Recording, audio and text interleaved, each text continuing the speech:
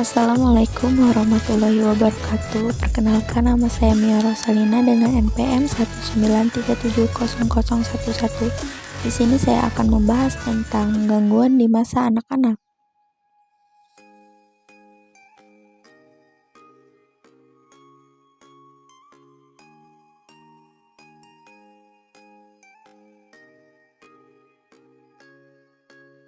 Baik, yang pertama ada gangguan ADHD.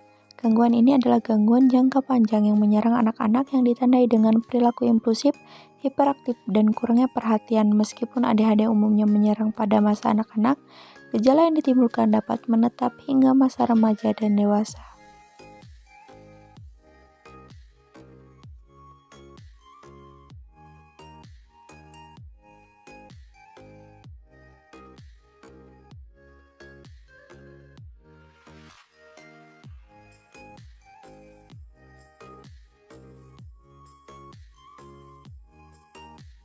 Selanjutnya ada gangguan anxiety disorder.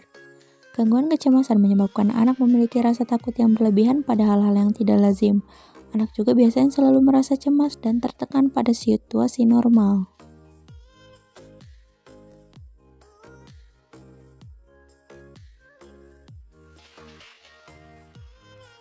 Selanjutnya ada gangguan bipolar disorder.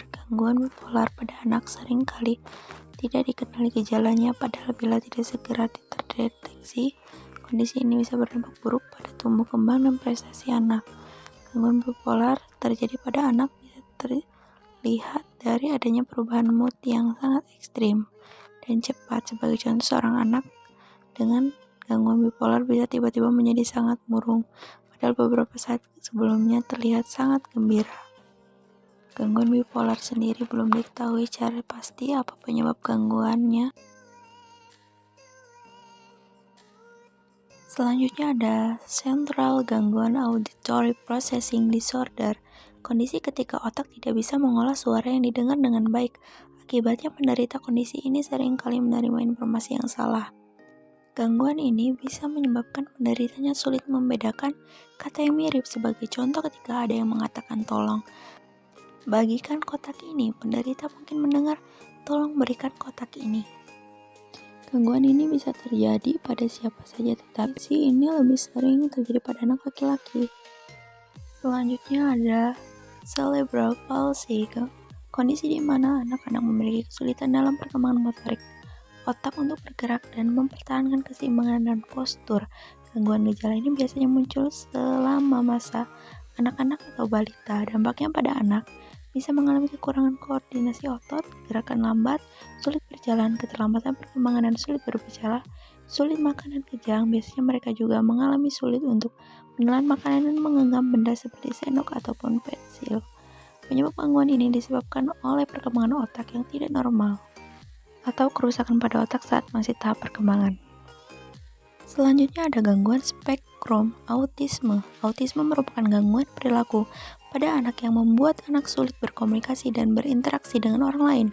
Anak yang memiliki gangguan autisme sering kali mengalami perubahan atau perilaku yang berbeda dari anak-anak lain. Misalnya marah, menangis, atau tertawa tanpa alasan yang jelas, cenderung bertindak atau melakukan gerakan tertentu secara berulang, seperti mengayun tangan dan memutar badan, menjalani aktivitas tertentu dan marah. Selanjutnya ada conduct disorder. Adalah gangguan perilaku dan emosi serius yang membuat anak menunjukkan perilaku kekerasan, suka merusak benda tertentu, dan cenderung sulit mengikuti aturan di sekolah maupun di rumah. Anak yang memiliki gangguan perilaku jenis ini biasanya gemar berbohong dan menipu, bahkan tidak segan melakukan perbuatan yang melanggar hukum, seperti vandalisme, berkelahi, atau melukai orang lain. Baik, untuk yang terakhir ada oppositional defiant disorder.